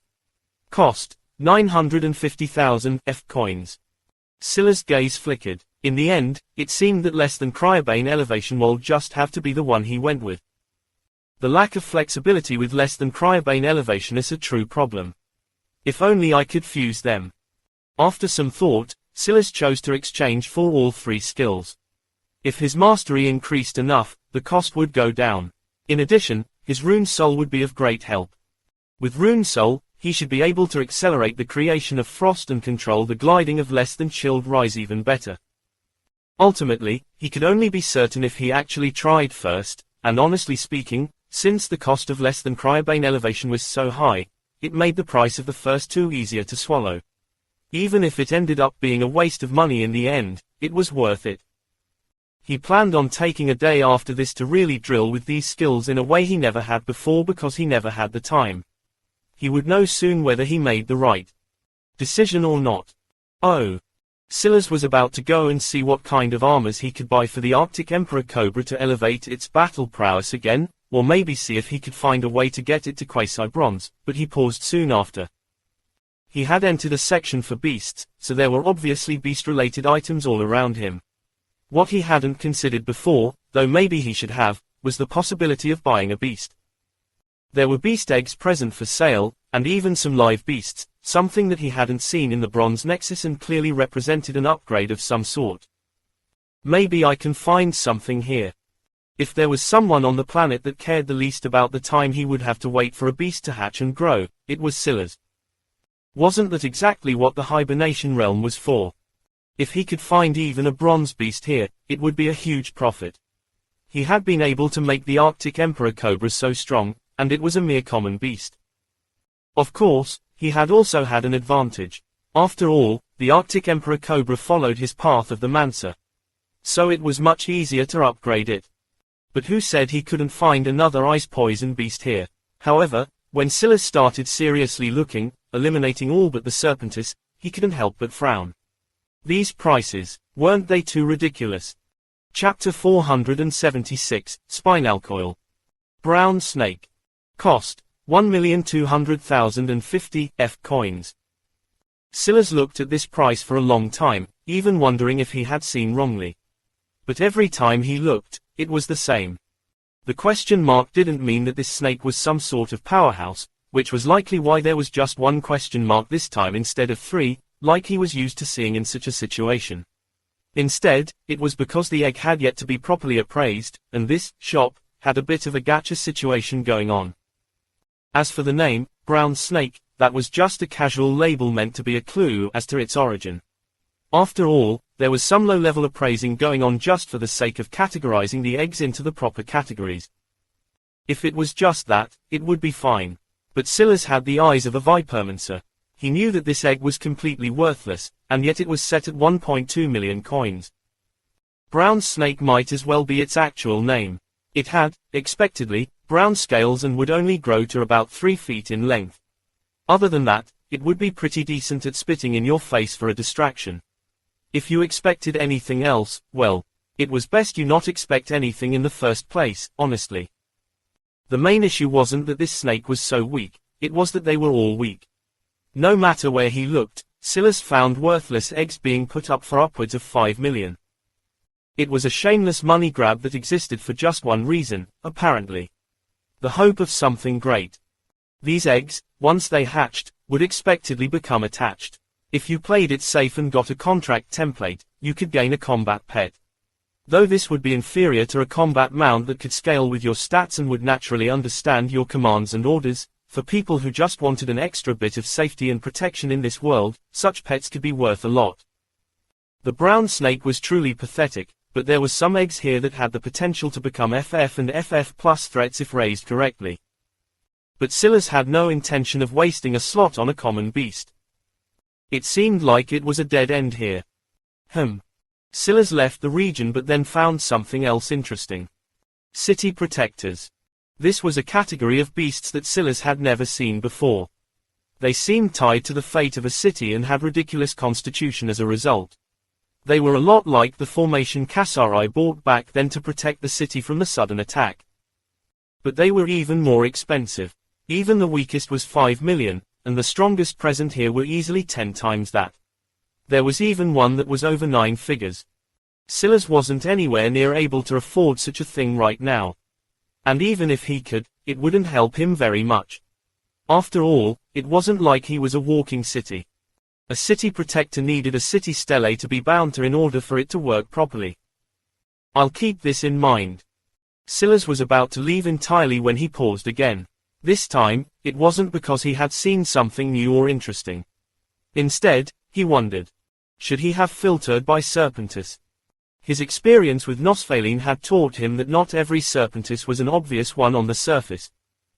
Considering how poor the identification and appraisal methods used on these eggs were, who was to say that some didn't slip through the cracks? With his Vipermancy profession, so long as there was something to be found, he would surely sense it. Silas went back and opened up the category filters. As expected, there were hundreds of times more beast eggs to analyze like this. He scanned through them one by one with great speed. He trusted his profession and his instincts. There was no need to waste time going through every description. He just popped the egg up, sensed for a split moment, and if there was nothing, he continued. This went on for several minutes, and Silas had already been through over 1,000 by now. Most of the time, he felt absolutely nothing. Although he had what was technically a beastmaster profession, he had no understanding of beasts outside of Serpentis. But then it happened. Bone-tailed lizard. Cost, 2,250,000 F coins. Silas hesitated. This was the first time he had actually sensed something from an egg here, but it felt so vague and fleeting. Even more vague than what he had felt from Nosfaline. Well, that might not be true. I didn't sense anything from Nosfaline at all until she started using her beast totem comprehension. But here, I can sense something even though the beast has yet to be born. It should be slightly easier. Interesting. The beast here wasn't a Serpentis, at least not in the normal sense. Instead, it seemed to have undergone an odd mutation that made a series of genes within it mimic another Serpentis. Quite closely. This Serpentis was known as the spinalcoil serpent. It was bronze beast that was quite unique in the Serpentis line because it had the ability to control its bones to attack. Under the right conditions, it could even affect the bones of an opponent. The details were a bit fuzzy to Silas because the spinalcoil serpent genes in this lizard were so faint. However, he believed that this snake had a very special poison that could quickly target and erode bones. Once the poison set in during combat, it was even possible for the serpent to directly control the body of an opponent. Or, rather, their bones. Then, the serpent could either directly kill the target or even turn them into a lance against others, manipulating them into projectiles or any other form they could think of. Chapter 477, Treasure Set. When Silas felt his mind fill with information about this poison, he was immediately interested. Also, the idea of potentially fusing with a creature that would allow him to control the bones in his body for both extra defense and offense was likewise intriguing. He couldn't use weapons, but surely the scorned raps wouldn't count his own bones. Silas hesitated when he thought of this. If the scorned raps turned him to ash because of such a thing, it would be too late to regret it. There wouldn't even be him to regret anything. No need to overthink it. The point of the scorned raps from their introduction is that I must rely on my own body and nothing else. My bones are definitely an extension of that. If something is going wrong, I'll sense it. He was also getting ahead of himself. This lizard only had partial Serpentis genes in it. it didn't quite count as one. Plus, it was extremely expensive. Silas didn't like it. He had already gambled on 2 skills just now, and he was trying to find a path to sure victory. More gambling wasn't something that he wanted to do. He looked at his coins remaining. Coins, 6288222, F. After seeing this, Silas chose to leave for now. If he could find what he needed for within 4 million, he would return. Silas began to scour the Nexus. He left no stone unturned. He was mindful that he had a timer he was working with. Of course, that timer wasn't the 10-day time limit of the convergence gate, but rather the 3-day timer of the system's penalty. He had already used up over a quarter of the first day between waiting for the City Lord to fall for his trap and everything else, so he had to make the best use of what he had left. There was a great deal to choose from. He went through as many options as he could within the 2-hour limit that he gave himself. Most things he was looking for fell into 2 categories. The first were immediate boosts in strength, and the second were methods of covert operation. The best plan moving forward seemed to be to find a method to sneak to General Song's side and then kill him in a blitz attack too strong for him to handle. However, that was also the most obvious plan and one that General Song would surely be waiting for. If not for the boundaries of the quick-time event, if Silas were General Song, he might even vacate the area. But even if he couldn't do that, he would surely surround himself with a full detail, and getting to him wouldn't be easy. In order to get a method of sneaking in that wouldn't be detected, Silas would have to spend upward of 10 million, coins he obviously didn't have. Stealth templates were, rightfully, expensive. Stealth treasures even more so. And stealth skills, well, Silas didn't bother with them because he wasn't compatible. It seems I'll need a method to lure him out. That would require him feeling like he could lose. General Song was ahead in points currently, but that was mostly thanks to the City Lord's death. Now that Silas had taken his spot, the city once again had a leader and thus could begin to accumulate points once more. However, this wasn't enough. He wanted General Song to feel as though he couldn't win unless he killed Silas, and that would require a much larger gap. Thinking to this point, Silas changed his strategy. Secure the victory, in which case, it'll be you. Army flags, FFF, treasure set. Gather your armies wool and suppress your enemy beneath your feet. For every 500 wool of the flag bearer, those under the flag's banner receive plus 100 physical. Minimum wool requirement, 500. Durability, 3/3. Note, a set of 100 flags and 1 core flag designed for use with 10,000 people. Core flag bearer must have wool at least double that of the average wool of the 100 flag bearers. Cost, 3,500,100 F coins. This treasure set was surprisingly cheap given what it was, and there was a good reason for that. For one, on a large scale, plus 100 physical wasn't much. That could be easily granted through a series of armors and additional items, which was a huge part of the reason Silas even had close fights these days. The more time passed, the more powerful treasures entered circulation, and the more trouble he would have in this regard. Second, 500 wool was an incredibly high requirement. Third, the treasure couldn't level up like others. Fourth, its durability was incredibly low. This meant that not only could opponents easily target and destroy the flags given the right situation, but the flags themselves had to be constantly maintained. They would likely last 1 or 2 battles before the entire set had to be basically reforged, which would easily cost another million in materials, every time, considering the number of them. Let alone the labor involved. The fifth issue was the largest, and that was that the burden on the person holding the core flag was astronomical.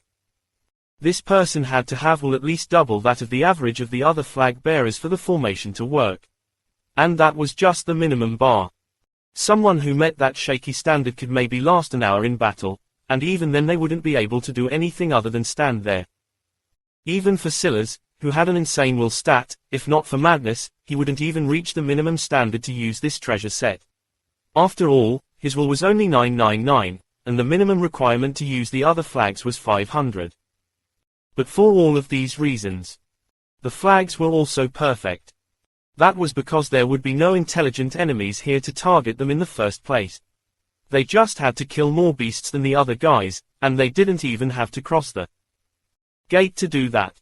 When the time came and Silas felt that General Song could feel his victory slipping away, he would give the latter an opportunity. And then strike suddenly and swiftly. As for the key to this, it would depend on just how much he could sharpen his movement skills in the next day. And if he was lucky, maybe that bone-tailed lizard egg could give him the surprise he needed. Chapter 478, Amazing Feeling. Silas stepped out of the nexus, his mind returning. The waters below still clearly reflected everything above with utmost perfection, and he couldn't help but wonder once again just why all of this was here. This place had to serve a function of some sort, but whether it was through his passive observation or the city stele itself, he couldn't find it. Shaking his head, Silas chose to set these matters aside for now. He didn't have the time to consider why a city stele would need what was apparently such a large cooling rig. The city lord's mansion was large. It had everything one could ever need, including a training room. The system city itself had many training rooms that provided simulated battles, but what Silas hadn't known was that there were actually rooms designed to help increase skill mastery as well. In fact, it turned out that once the peak level of the city lord reached level 50, something that would be triggered by the best warriors of Earth reaching level 40, they would even open up rooms that would help in speeding up comprehension progression. Of course, these were all things that could only be used in moderation. They were definitely more effective for lower-level warriors, and with his comprehension already at silver mastery, they were entirely useless to Silas, as there were no rooms available, or would be available, that would help with a progression to gold mastery. However, the skill mastery rooms were interesting. As the city lord, Silas was able to enter for free and was pleasantly surprised to find that the room was able to analyze his skill and create an approximation of what it might look like at silver mastery. Again, it couldn't show anything about that mastery level, but considering Silas was only at fragmented mastery right now without ever having used the skills, this was huge. Silas thought about whether he should check out the egg first. After purchasing it, his senses were far more capable of analyzing it, and the oddities of its genes were clearer to him. He was also pleasantly surprised to find that, likely because it was still in gestation, manipulating the genes of this egg was far easier than doing so for an already birthed existence. That meant that he could likely avoid using the cancer gene. After some thought, Silas made the sensible decision. The egg was a gamble, the movement techniques were the foundation of everything. If he could have moved around the battlefield with real speed back then, General Song would already be dead, and he wouldn't even have to waste 3 million on a treasure set that would be nigh useless to him after this quick-time event was over. So, he began analyzing his skills. If there was time, he would get to the egg. Silas took deep breaths, exhaling slowly. Beads of sweat fell down his brows, and his body felt a particular aching due to lack of ether. However, his eyes still shone bright. This is an amazing feeling. Even after all this time, he had still underestimated his dual-class constitution. Even his affinities just seemed to be worth more. His ice poison affinity was at silver now. On an individual level, although not quite gold, his ice and poison affinities were separately nearing that level. That should already be more than good enough. Though Silas didn't know it, a bronze affinity was usually the minimum bar to study and use a gene skill. Silver was more than good enough. What he hadn't expected was for things to go even more smoothly than he expected. Surfing Frost, FFF plus, skill, silver mastery. At the cost of less than 0.1 unit of ether per minute, attaching Surfing Frost to your feet to glide across the land, at the cost of less than 1 units of ether per minute, attaching Surfing Frost to your feet to glide across the sea, at the cost of less than 5 units of ether per minute, attaching Surfing Frost to your feet to glide across the skies. Note: pace of Surfing Frost production is limited to average of intelligence and speed. To move faster, more units of ether must be used. Shield Rise, FFF plus, skill, silver mastery. Less than 0.1 unit of ether per minute to lower body weight, less than 1 units of ether to increase jump height. Less than 5 units of ether to perform a double jump. Less than 10 units of ether to glide for less than 3 seconds. Cryobane Elevation, F, Gene Skill, Silver Mastery. Less than 2 units of ether a minute per use in exchange for a less than 70% increase to speed and dexterity stat limit. Of them all, less than Cryobane Elevation ironically took the shortest time to reach Silver Mastery. In fact, he felt that he was just barely on the cusp of reaching Gold Mastery already. The advantage of Extricate and Rune Soul was too high. He could feel the circulation of the skill in ways that even this training room couldn't. However, the changes to the stats on the skill page weren't enough to describe his real talent with them. In fact, if his rune soul was incorporated, their status would look more like Surfing Frost, FFF+, Skill, Silver Mastery. At the cost of 0.1 unit of ether per 10 minutes, attaching Surfing Frost to your feet to glide across the land. At the cost of less than 1 units of ether per 10 minutes, attaching Surfing Frost to your feet to glide across the sea. At the cost of less than 5 units of ether per 10 minutes, attaching Surfing Frost to your feet to glide across the skies. Note: pace of Surfing Frost production is limited to average of intelligence and speed. To move faster, more units of ether must be used. Shield Rise, FFF+, Skill, Silver Mastery. Less than 0.1 unit of ether per 10 minutes to lower body weight, less than 0.1 units of ether to increase jump height. Less than 1 units of ether to perform a double jump. Less than 5 units of ether to glide for less than 5 seconds. Cryobane Elevation, F, Gene Skill, Silver Mastery. Less than 1 units of ether a minute per use in exchange for a less than 80% increase to speed and dexterity stat limit. Chapter 479, All He Could. After this experience, Silas was finally starting to feel that something was off. The difference between the skills with and without his rune soul was too drastic. According to his understanding of the rune realm, he thought he was in rune breath. He shouldn't be able to do all of this. He had thought that maybe he was underestimating rune breath a bit too much, but the evidence was piling on further and further. So he chose to ask the Madness Key about the various rune realms. Rune Sight, Rune Visualization, Rune Enlightenment, Rune Breath, Rune Flesh, Rune Soul, Rune Essence, Rune Vitality, Rune Spark. These were the 9 levels of rune mastery. Though, there was something odd about the Madness Key's response that made Silas feel as though there might be more to this than what met the eye. Still, after reading the descriptions, Silas was almost certain he had somehow leapt over rune flesh and entered rune soul directly. He could easily manipulate his rune control with his will and work with them interchangeably. That sort of soul or mental control was the characteristic of rune soul. By comparison, rune essence was another huge leap forward, similar to the gap between rune enlightenment, which was just about naturally comprehending the runes you saw, and rune breath, which crossed into a level of rune manipulation. Rune essence was a level where you could practically speak runes into existence. If with rune sight one became aware of runes, and with rune breath one could communicate with and begin a rudimentary usage of runes, then with rune essence one could think of a rune and have a subconscious understanding of how you might go about creating it even if you had never seen or studied such a rune before. It was an intimacy of the highest levels. I see. There was something about understanding his true level that seemed to make his rune soul settle down. As though its foundation had deepened or it had taken a small half step forward. Silas basked in the feeling for a moment before he pressed on. It's possible to use less than Cryobane Elevation and any one of the other 2 skills at the same time, but it isn't possible to use the latter 2 at once. For now, this will have to be enough. The skills would be worthwhile to have in different application situations. He couldn't see a clear line to connect them all just yet. But the huge plummet in ether requirements made it more than worth it.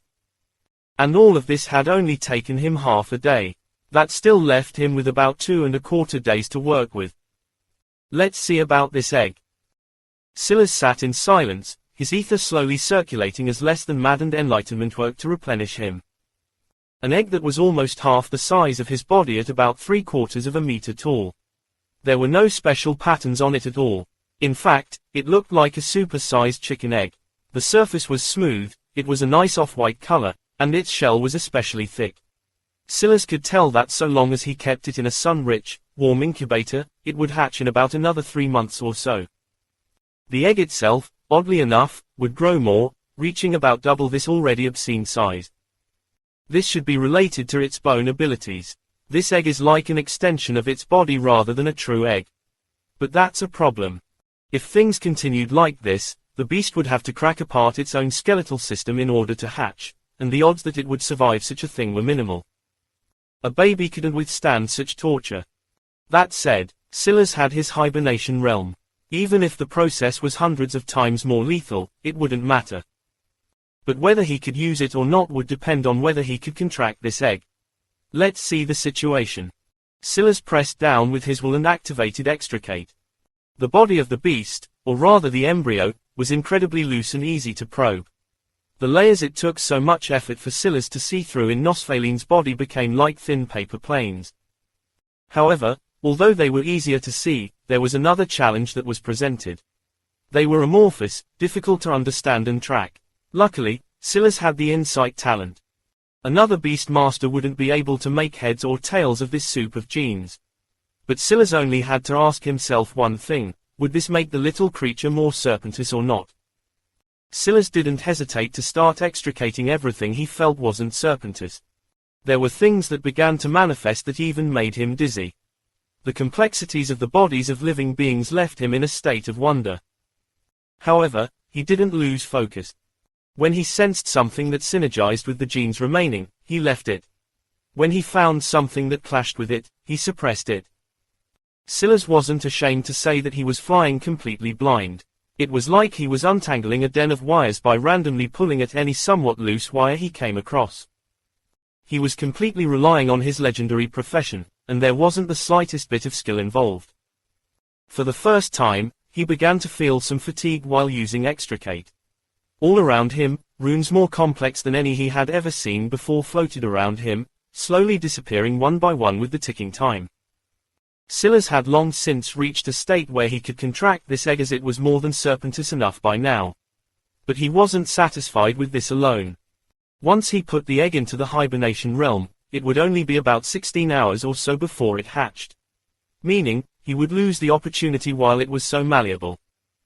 He had to push this to the limits until its current body was as close to the legend of the spine-coil serpent as possible. An hour later, Silas exhaled a breath, his body covered in sweat. He had done all he could. Chapter 480. Press the issue. Silas placed the egg into the libernation realm. Now all he had to do was wait. It should be about 16 to 17 hours before it hatched. Although it would still be an infant when that time came, Silas wasn't worried about this. Even if the stats of the beast were poor, all that really mattered was its ability. He didn't plan on making it a world beater immediately. In fact, he preferred it to be weaker for now. From his estimations, if he were to fuse with the Arctic Emperor Cobra, for example, he would last maybe a few seconds at best. And that was only thanks to the fact he had the dual-class constitution and was in a great state of wealth. The gap between his stats and the Arctic Emperor Cobra's was too far apart. By comparison, he would much rather have a weaker beast he could fuse with that also happened to come with a useful set of abilities. But he wouldn't know whether the gamble truly paid off until about an hour from now. Now it's time to press the issue. Silas introduced the flags to the System City army, and the tide immediately began to turn. Before, they were about equal in how they gathered up hero points, but now it had become a complete lopsided affair. Standing at a high point, Silas watched all of this in silence with a large red flag pierced into the ground behind him. His mind was swirling with all sorts of thoughts. Namely, how had the Celestial Republic army kept up all this time? It should come down to two things: organization, and most importantly, a numbers advantage. No matter how powerful the System City, they only have 10,000 men in their army. By comparison, the Celestial Republic, even with the over 90% reduction to the population, has a far larger well to pull from. The generals of the System City were level 36, and there were 10 of them. The colonels and captains weren't too bad either. All of them were above the best Earth had to offer right now. Silas had to take this into consideration to flip the tide. But there were also things that worked in his favor. For one, the radius of the QuickTime event was limited, so even if they had a numbers advantage, there was only so much they could benefit from it. And two, they couldn't just randomly add to their numbers either. General Song was the leader, so the system had already recognized who was under his command and who was not. Only by officially signing someone into his army could that occur, and that would require going through all the bureaucratic work for military transfers and the like. With technology having been suppressed by ether, it was next to impossible to get a large enough influx of new blood in a short time. Even if technology had still worked, anyone who knew how slowly things moved in the government and military would also know that it was a pipe dream to get such transfers done in just 10 days. Let alone the fact Silas didn't plan to give them so much time. It's going well. Let's press the issue a bit more. A surge of telekinesis picked the flag up from behind him as he hopped down. He could feel that he couldn't split his mind any more ways because of the pressure of the flag, but he didn't need to. This time, he would use his fists and work out the kinks in his new movement skills. A frosty energy enveloped him as he fell from the skies, and suddenly he felt like he barely weighed 100 pounds. If not for the fact the flag was using up so much of his wisdom, he just might be able to split his telekinesis another way and soar through the air. His gaze flashed. This really was the right decision. Oh, I sense her. General Song sat in his military tent, his brows furrowed. The situation had suddenly changed a few hours ago, and the gap was only growing wider and wider now. Something had changed, but he couldn't see what it was. Silas hadn't wanted General Song and the others to realize what was going on. So the System City army that was on the Celestial Republic side of the portal weren't wielding flags at all, they were just in normal defensive positions and continued to kill at the same speed. It was the parts of the army outside of Orchulius City that were using the flags in full force. After all, not just beasts from the Celestial Republic wanted to get close to the portal, but beasts from the Evergreen territory wanted to as well. Darla could see that the situation wasn't good. After much hesitation, she chose to speak. General, this sudden quick-time event isn't absolutely necessary to win. There's no need to put yourself at risk unnecessarily. General Song didn't reply. Darla knew him well and what he was thinking. He could scheme, but that wasn't what he liked to do most. The fact that the System City hadn't been at this sort of advantage from the beginning told him that it was likely a temporary measure. If he could find its weakness and press it, it would likely crumble. The problem was that there was a reason he hadn't told his men to try and enter the portal. That would be suicide. There was a chance that the system would level the playing field. After all, if they could just use their formations, this battle would already be over. But it would be a gamble Darla didn't want him to take for good reason. Too little was known about system cities, and they must have elected a new city lord if they were accumulating points again. Just as General Song was mulling over what to do with this sudden change, a certain innocent-looking young man entered the tent. Grin.